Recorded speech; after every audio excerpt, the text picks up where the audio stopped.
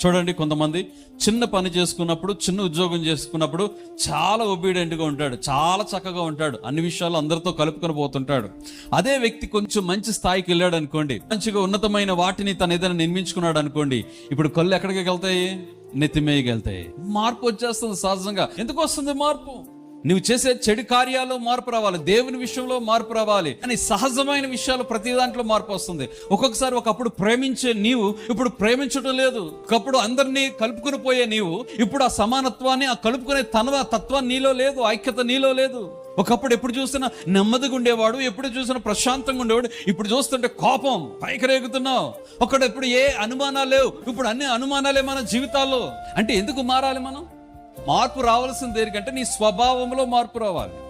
అయితే ప్రభువారు సెలవిస్తుంది, ఆయన ఏమన్నాడంటే, నేను ప్రేమించే విషయంలో కానీ, కృప చూపించే విషయంలో కానీ, అందరిని ఆదరించే విషయంలో కానీ మార్పు లేని దేవుడును అని సెలవిస్తున్నాడు.